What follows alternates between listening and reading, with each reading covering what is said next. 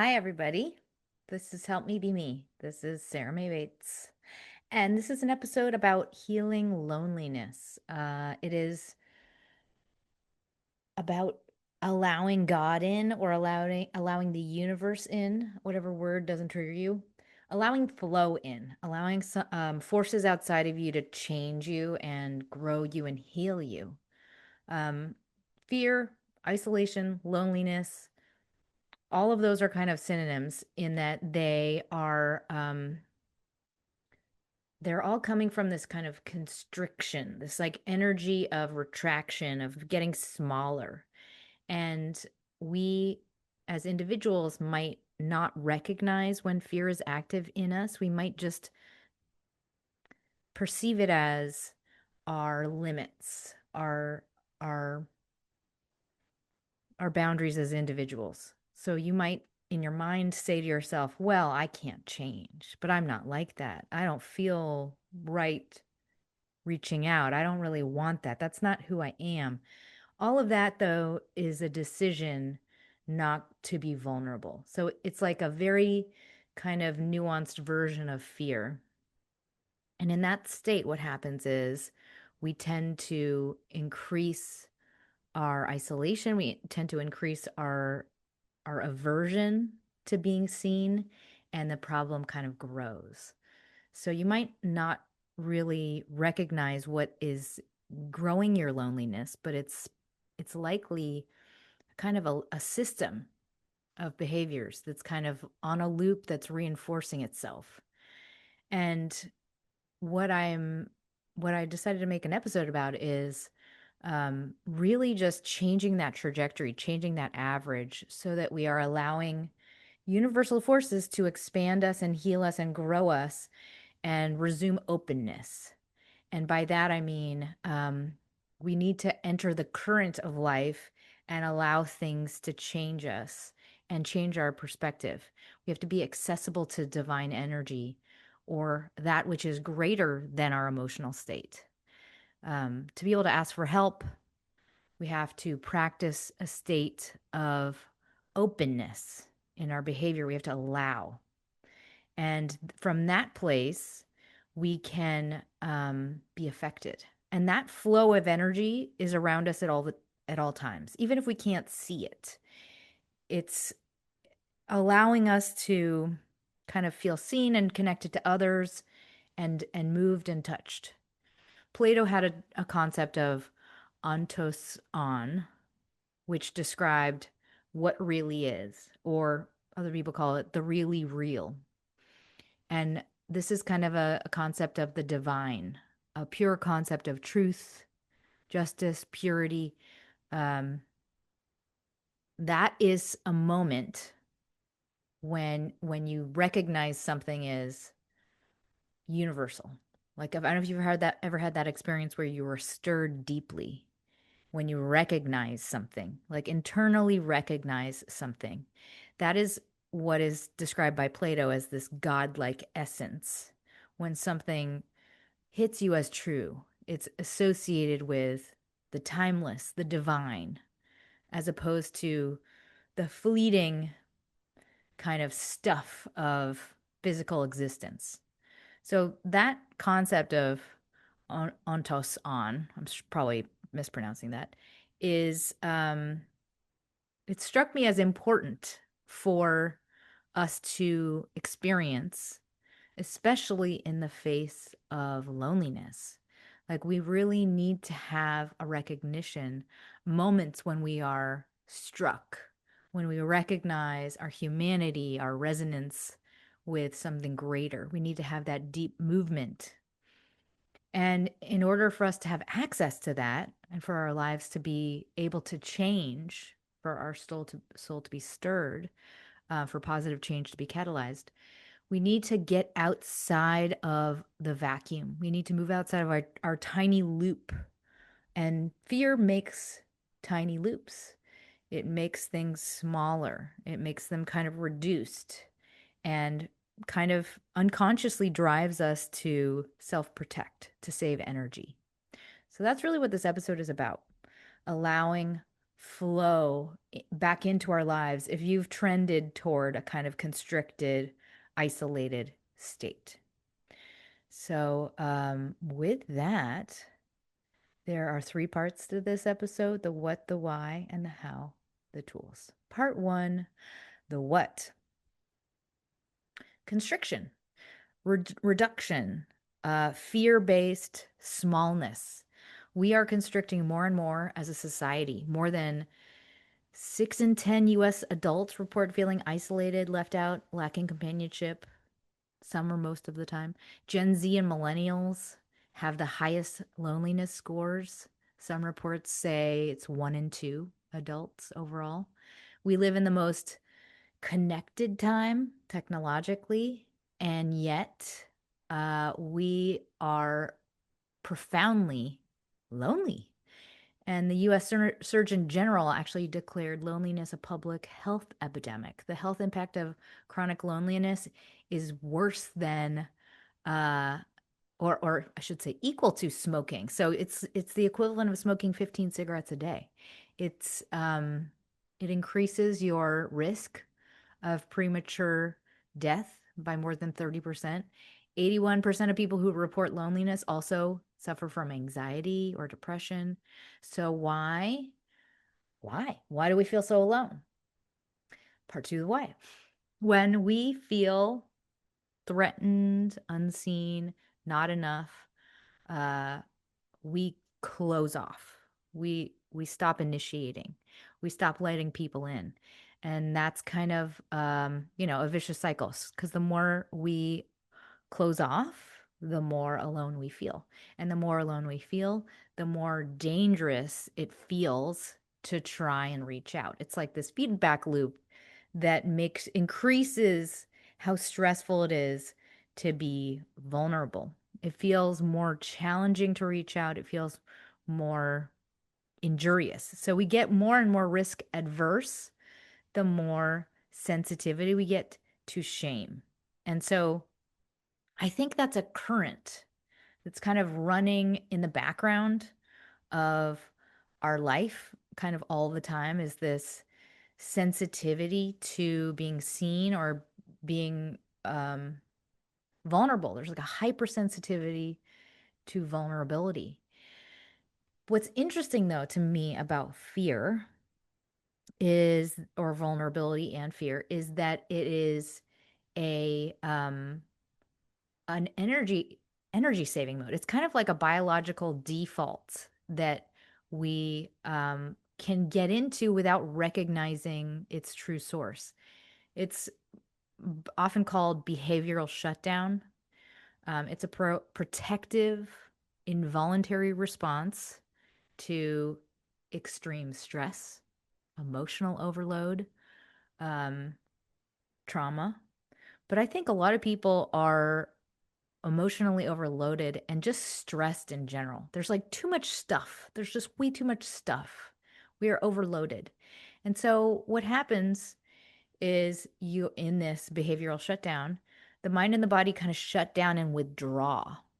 And that is partly because of exhaustion and just numbness.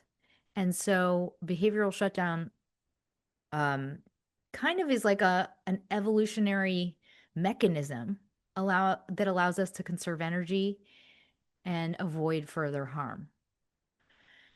However, when you are withdrawn, you are often loneliness. I mean, it becomes pervasive, just loneliness takes over. You stop reaching out for the phone. You stop extending invitations. You stop accepting invitations. You stop showing up. You stop connecting. And that would actually help the most in those situations, like really being seen by others and being stirred, having that human connection that stirs us, that recognition of our humanity. That's actually exactly what we need, but we are working to avoid it. So, in the face of that, in this behavioral shutdown, which is this kind of involuntary thing, What I think the solve is not kind of, I mean, outside of just recognition, outside of really kind of third personing yourself and like looking at this from another angle, is in creating a system, building a system that creates change. Not changing your mind overnight, but just like really building out a structure that you can, or a routine that you can move through that will change your trajectory with repetition. It seems like these little things, these tweaks are very average or inconsequential, but if you squeeze them out on a routine basis, they alter the trend and the average. The baseline of your reality changes. So this is about really creating a system with habits that allow for the universe to intervene, for allow for flow to affect you and change your perspective, and allow for you to be stirred deeply on a human level. And also awareness. And awareness in this situation is really recognizing what self you're in, high self, low self. I think of the high self as the resourced self, the self that has plenty of energy, has abundant love to give, has lacks nothing. That is your most rational, capable self. This self, the lonely self, hungry, angry, lonely, tired, those are those kind of the group of emotions that as soon as you're in them, you're in your low self.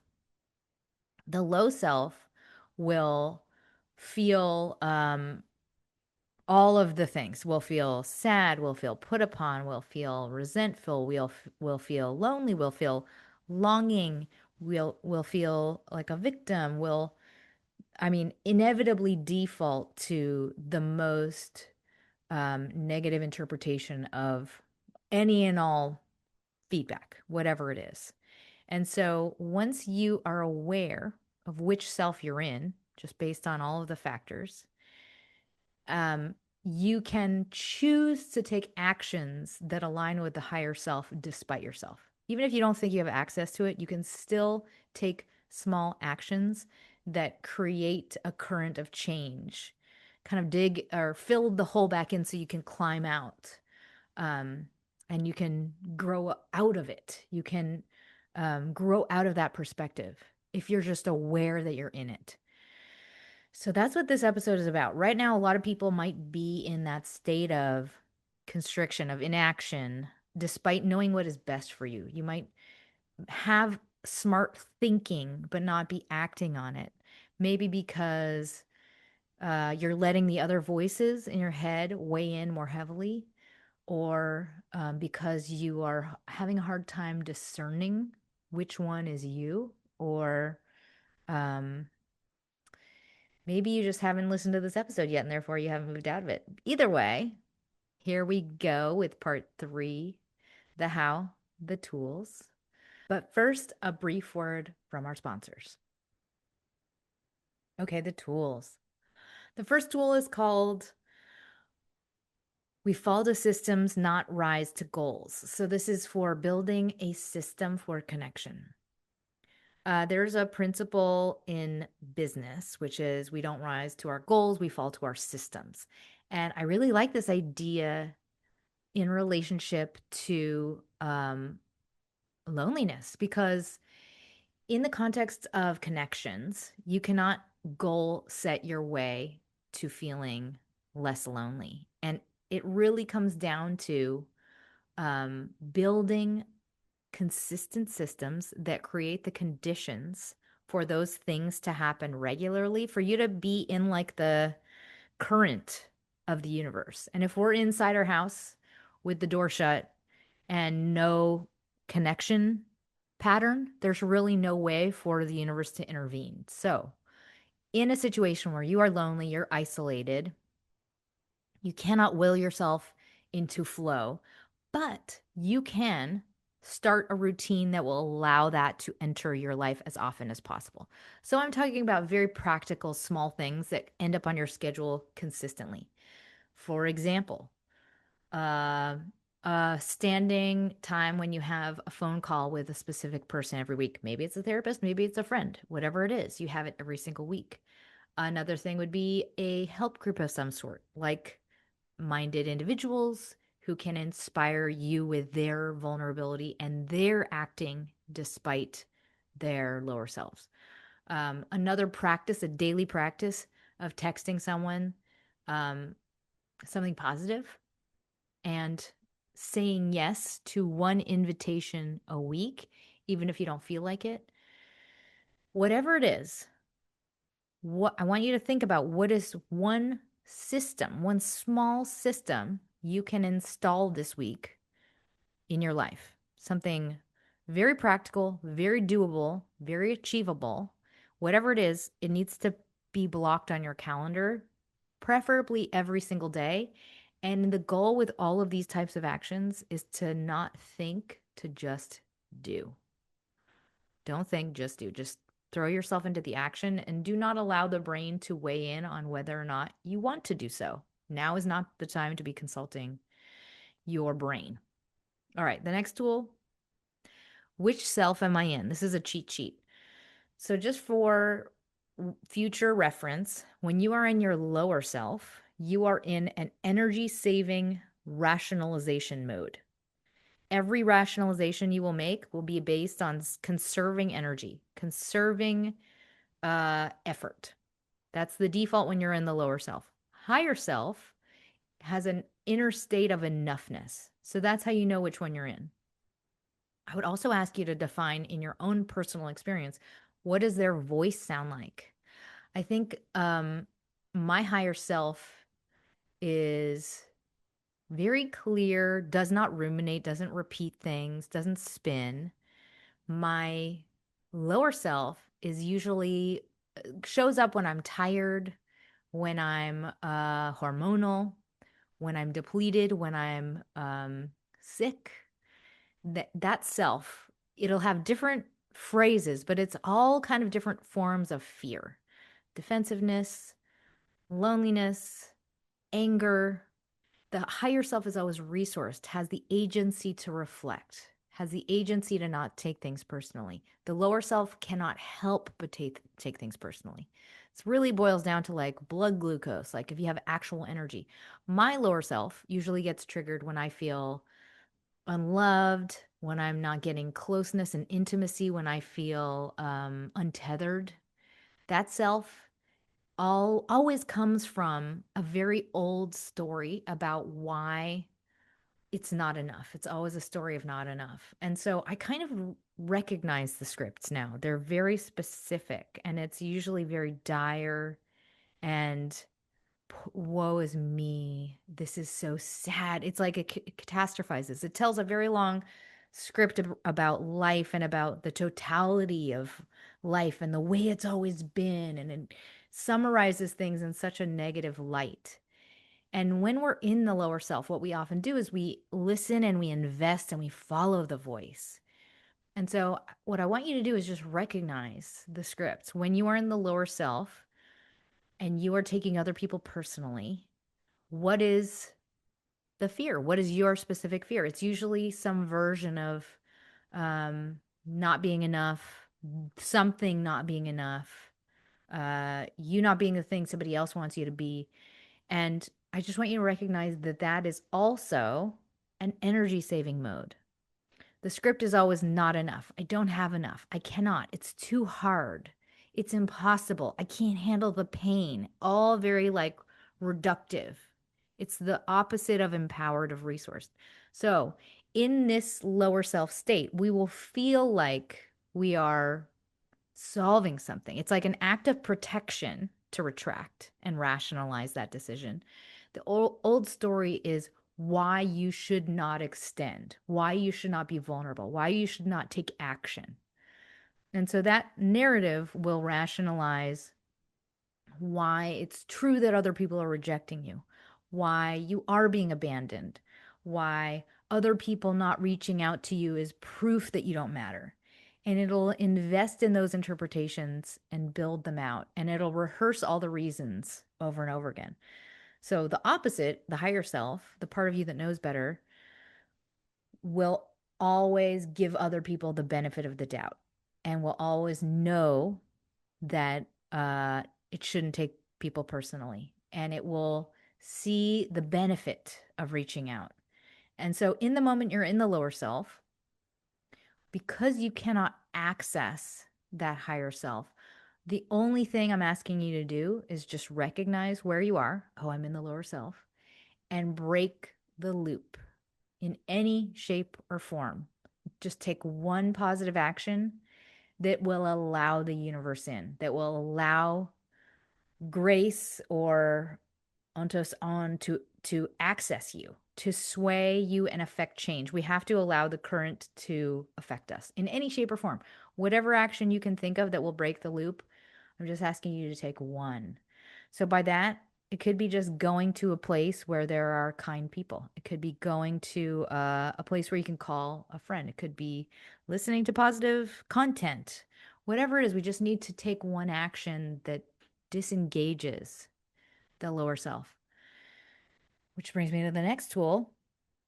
Don't think, just do. I already said this, but this is really how we have to take action when we're in that state of constriction. We have to just push ourselves into a physical action and disrupt the loop, allow the world to change us, take positive actions despite ourselves. I also call this zagging. Wherever your brain is headed, we just throw ourselves in the opposite direction and do not allow the thoughts to catch up with you. Your body can act autonomously. Despite whatever rumination is going on in your brain, you can actually use your hands and use your body to do something very different than whatever your thoughts are saying. A lot of the most difficult change I've made in my life happened in this fashion, where I drove myself to a place I needed to go despite my thoughts saying, I'm not going to do this. I'm not capable of doing this. Don't think, just do. The next tool, counteraction. This is a really helpful tool for breaking cycles of negativity. If your brain is in that victim script, the put upon victim script of why everything is terrible, why these people are awful in your life, when you're in that script, your fear will be kind of ruminating in loops to get you to stay the same, to get you to not change. And we'll tell a story of why the other person sucks, why they did us wrong, why we hate them, why we are miserable, why this is never going to change, why we feel alone, why we feel blah, blah, blah. As soon as you notice the negative script, one way to jump out of the loop is to just take a counteraction. Take one action in service of the opposite of the negative script. For example, let's say you're ruminating about why your partner doesn't get you, or is cold to you, whatever it is. Take an action that is the opposite belief in service of a state that is close and positive. So, buying their favorite meal. I don't know. I can't think of but whatever it is, you're really just teaching your brain to not stay on the train tracks that it's looping on. All right. The next tool, the 12 Angry Men. I don't know if you guys have seen that movie, The 12 Angry Men. It's so good. Black and white. So many like famous random actors, like really incredibly directed movie as well. Anyway, it's these 12 angry men. They're all in like a jury deliberation process, and they're all like kind of building a negative case. And there's one voice that is advocating. And this is a metaphor for your brain on fear.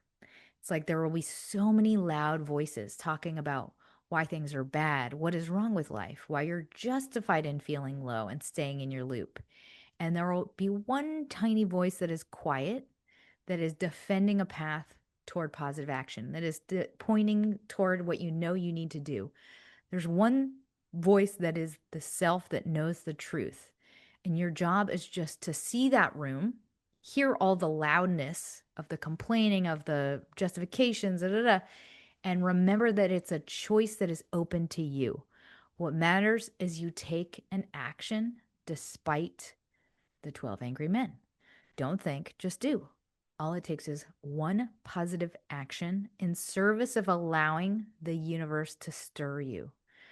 Your entire life can change in a single day. Everything you think about your life can change in a single day. It's like a light switch.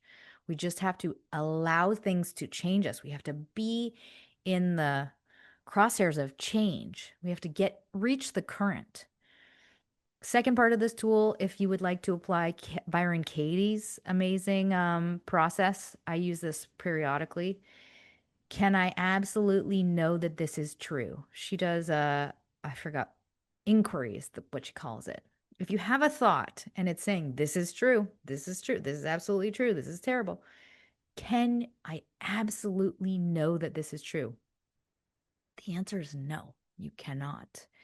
You only need to recognize, oh, I don't know. I don't know 100%. My brain cannot possibly know 100%.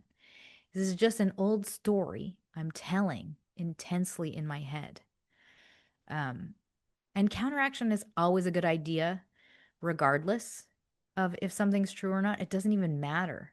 It's not about validating or not validating. It's really just jumping a loop of negativity. So it's really teaching yourself to act outside of a current that's leading you to somewhere that you know is not going to result in something good. Okay. Just take one. Just take one action. The next tool, be in a place where God can reach you, or the universe, whatever word works for you. God, energy, flow, connection, the divine. It's constantly around us. There are forces that are looking to help us at all times. But there are conditions that we often set up that make it a lot harder for this force to access us. And so you can think of it as, a practical problem to solve. And often that practical problem, that wall, the four walls, it doesn't have to be a physical room. It could be something like busyness or, not being fully accessible in emotional consciousness way. Like we might not be really in the energy of us. We might be in the energy of checking boxes. So I wanted to allow you to reflect for a moment, maybe in your journal, on what are the conditions in your life that allow you to be open. What are the conditions that allow you to be receptive? For me, it's movement, being outside, being with other people that I love, being in environments that allow me to be a receiver and not a person that's creating it, not being performative, not being a manager. Um, I need to be accessible to material that moves me. And so really that becomes like a practical solving, where are the places that I can be moved? Where are places where I might possibly be moved? What would it take today, specifically today, to get yourself to a place where that signal can get through? Whatever it is, I want you to write it down. And that's the tool. Just be in a place where you could be moved, whatever it is for you. All right, the next tool, somewhat related, seek catharsis. So catharsis is that moment of relief we get when we reckon with what is. It's like when, the wave kind of washes over you and you let go. And I think a lot of the time we don't even realize when we are in a state of resistance to knowing what is, and we're trying to control what is outside of our control. And so we might genuinely want to let go and release and have catharsis, but we might not know how to access it. And so I think to be able to access that state of catharsis is really, I think it starts with just an intention to get there. A lot of us will be in a constant state of idly busying ourselves and distracting ourselves from what our problems are. So we kind of seek out pseudo catharsis where we're scrolling or looking up things and we're numbing, we're distracting, we're sort of solving, we're talking about solving something. And all of these kind of loops, they turn off our stress, but they kind of actually make us feel emptier because catharsis is really an acceptance. It's a letting go of the illusion that we can fix or control something that is completely beyond our control. So it's like it's an actual acceptance of what we cannot change. And so if this sounds a little bit like it could be true for you, know that that's partly coming from a fear that we will not be able to handle whatever that change is or whatever that truth means. So the tool is really to ask, how can I open to this? How can I welcome this state of letting go? And it's almost like remembering how to fall backward and that it's kind of impossible. That's why I really wanted to just start it with setting an intention of I'm welcoming what is. That's my intention. I let go and let God. I let go and let good, whatever word works for you. I want to receive. I want to see what I can't see. Just really come into that energy, truly come into that energy and see if that just state of receptivity allows for something to come forth. And oftentimes, when we really mean it, when we really mean it in our energy, our life will present us with an opportunity to arrive at a situation that awakens that truth in us. It'll be a reckoning and it'll feel like relief. It might bring about tears, stress tears releasing, but it'll feel like a weight has been taken off, even if it is something that might be sad or might be something you didn't want to know. It probably was something you knew already, if that makes any sense.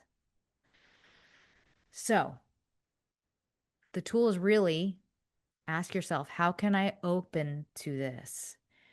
And start with that intention and then just practice a feeling of trust, letting go, and a feeling of trust in your body. All right. The next tool, write what you need. When you are in a state of pain, one thing that is really, really healthy is to write something that you would really like to read, something that you would really like to learn, or something you really needed to hear, and offer that to the universe. So whatever form that takes, it could be sending someone a quote that really resonated with you.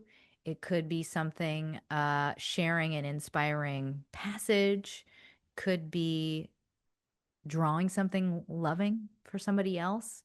Whatever it is, ask yourself, what do I need today in general? What's one thing that doesn't exist that I would be very happy and relieved to read or to see? And whatever that thing is, offer it up to somebody else in the world. It could be a stranger, could be something you post, could be something you send to somebody via text.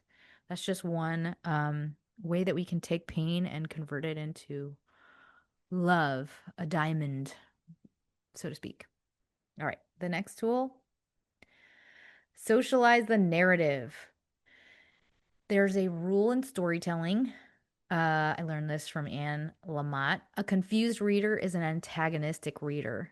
So when people don't understand what you are writing or what you're describing, they get antagonistic. They get angry. They close the book. They stop caring because the confusion creates distance. And so that's really something I'm offering to you in the context of loneliness or isolation when it comes to your friends, your partner. We need to explain our what, but also our how. So we need to give people instructions on what they can do to help us, how they can relate to us. When people don't understand what we are going through and what would help and how we need that care, they can't show up for us. And it's not because they don't want to, it's because we haven't given them the narrative. Like we have to explain to them why this certain style of care works for us.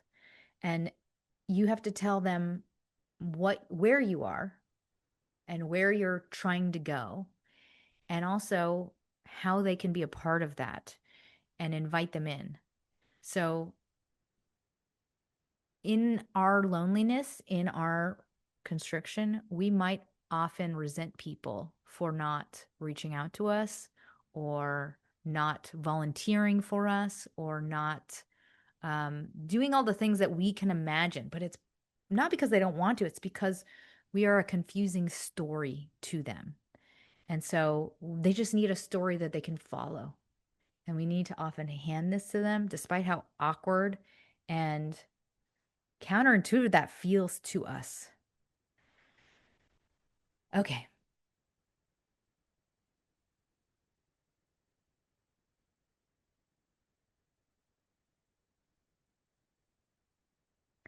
The next tool, brain balancer. So when you are in the state of loneliness, depression, the lower self, fear, this self is very self focused. We are very limited. We are in that rumination state. So, the antidote, the way to balance your brain, your hemispheres, is through curiosity and creativity, kind of one and the same. So, the next time you feel like your walls are going up, you can follow any form of curiosity or creativity, anything you can ignite in those areas. It'll feel like it's too hard. It'll feel like you don't have the energy. That is to be expected. But if you can do anything that piques your interest, it'll get your brain into a more objective state. For example, reading a book about a topic that is very intriguing or drawing. I often just start to draw. It'll feel like it's not enjoyable, but it's actually helping your brain to like get kind of a crowbar out of the loop you're in. All right. And the last tool I have for you, 3 positive actions. This is what I wanted to end with. I just want you to do 10 minutes of positive actions. I'm going to give you 3. First one, I want to ask you, who is one person you can contact right now with anything positive? Not a perfect fill in the blank, but just a voice note, a text, a drawing, a post-it note, whatever it is. That's the first one. Second one, what can I make for someone else out there in the world who might need it that relates to where I am right now? A message, a suggestion, an activity, a gift. I like to buy people books, send them books that I think are really inspiring. That's the second one. The third one, be seen by one person. Could be a stranger, could be somebody you know, but just allow them to see where you are in some small way. Share something true. Allow wind to hit the wound, whatever it is. And I'm not saying like go out in the street and like disclose everything you're emotionally dealing with. I just mean like allow truth to come out of your mouth in any shape or form today. That's it. And just see how that creates closeness. So those are my tools. I hope they are helpful. Before I close, I wanted to thank everybody who has donated and who shares this show. If anybody else you know could use this show, please share it. And if you have time, please leave me a review on Apple Podcasts. In closing, I wanted to speak to those of you who are perhaps pulling back in that protective state. That going quiet, yes, feels like an incubator, it feels safe, but we can change our whole perspective with one experience of the divine, of being moved. And it doesn't take a lot to get to that place. We just have to be in an environment that allows something to twinkle on that little bell to ring, that little bell of truth to ring. It's such a crazy experience. And when I was at the worst, probably not the worst, second worst state of my life, emotionally leveled, I was just kind of like crawling through life, like barely able to function, crying constantly, basically. And I remember just going through the loops of self-care and it wasn't really making a dent, or was it? But I was just going through the loops in constant pain. And I remember one day just arriving to this yoga class. I was in yoga classes like every hour up until like 9 at night, 10 at night. And I remember being in a yoga class and it felt like suddenly every single thing was speaking directly to me. And that's something that is known in Buddhism as like when the student is ready, the teacher arrives. That will happen to you in different shapes and forms where something will just feel like it was meant for you. And for that to happen, we just need to be in that state of openness where we might actually hear it. We need to allow like the universe to have material to work with. And we need to be able to be seen seen where we are. We need to allow ourselves to be seen in the truth of where we are. And we can't get that if we have the door closed. So never forget, everything can change in a day. We just have to be open to that and know that all connections to people matter. So if you are in a stage where you can't think of how to connect, where to go, start by just connecting to somebody else in a positive way, offering love unconditionally to somebody else. That is just a great place to just build a tiny footing in a walk uphill toward perspective. This is really what I'm describing is objective truth. I'm not asking you to fake positivity.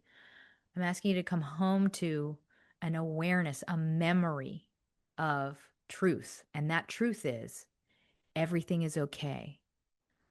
We are all okay. We are all filled with love. We are all here to take care of one another.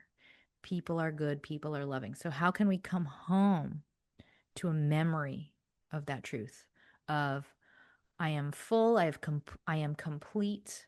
I have love to give. I am resourced. That is really the most rational awareness we will have of our life and what it contains. So don't believe the narrative of constriction, rumination, fear. That is just a false perspective. So I hope this helps you. I send you my love and don't forget to smile.